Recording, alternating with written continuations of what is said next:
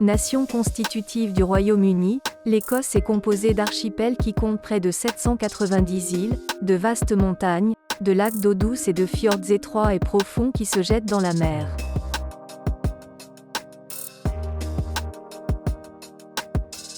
Ce territoire, qui couvre un tiers de l'île de la Grande-Bretagne, est directement lié aux origines d'un cheval qui porte le nom d'un ancien district, le Clydesdale.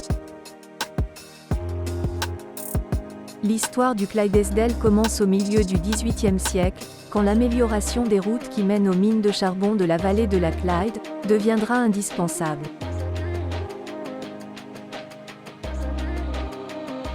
Auparavant, le transport pouvait se faire à dos de cheval, mais les chargements vont devenir plus importants, et les chevaux qui existent alors ne sont pas assez puissants pour les tracter.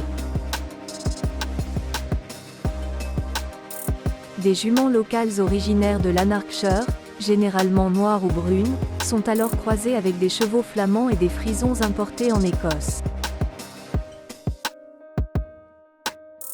Parmi eux, certains vont laisser une trace indélébile, comme l'étalon noir anonyme importé d'Angleterre par Jean Patterson de Lochlior, et un étalon bai foncé appartenant à James Hamilton. Petit à petit, les chevaux nés de ces croisements vont être définis comme les chevaux de l'homme de Clyde, et leur réputation va augmenter grâce à leur capacité de traction. Une lignée, présente dans les gènes de la majorité des chevaux Clydesdales d'aujourd'hui, va apparaître en 1806, quand une pouliche connue sous le nom de Lampit Mar est croisée avec l'étalon noir amené par Jean Patterson de Lochlior.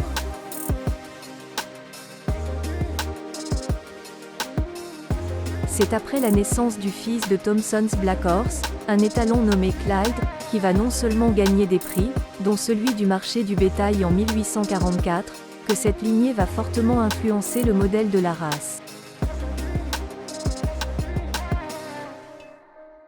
Même si cette théorie est la plus vraisemblable, il en existe une autre sur l'origine du Clydesdale, qui suppose que les prémices de la race seraient plus lointains.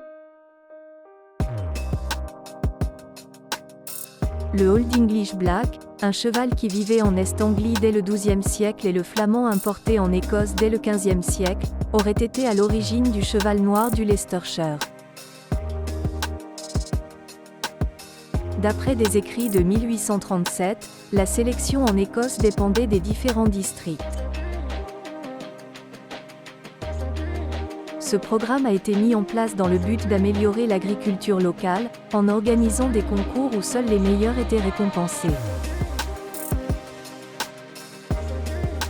Peu à peu, ce système va s'étendre à toute l'Écosse et au nord de l'Angleterre, où le Clydesdale va même supplanter le Shire.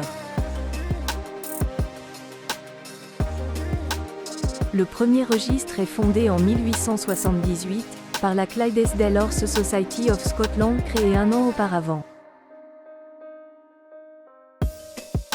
Une autre est constituée en Amérique du Nord l'année suivante, qui précédera le registre américain publié en 1882. À cette époque, 20 183 certificats d'exportation d'étalons, de juments et de poulains ont été délivrés, pour des pays comme les États-Unis, l'Amérique du Sud, la Russie, l'Italie et l'Autriche. Mais en 1914, le Clydesdale est recruté par l'armée pour servir dans la Première Guerre mondiale. Cette réquisition et la nécessité d'optimiser le secteur agricole et son niveau de productivité, va avoir un impact sans précédent sur le Clydesdale.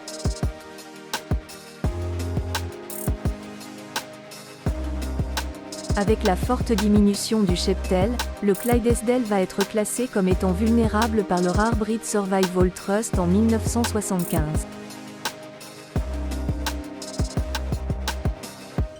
Le Clydesdale est issu du croisement de chevaux locaux, avec le cheval flamand et le cheval frison. Il a probablement été influencé par le grand cheval. Les échanges de gènes avec le Shire ont souvent eu lieu, toutefois dans les années 1950, le Clydesdale va lui transmettre ses poils soyeux.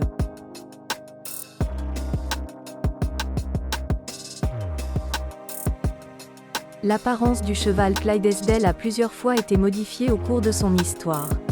Entre 1920 et 1930, son corps était compact et plus petit, puis dans les années 1940, il est devenu plus grand et plus gracieux.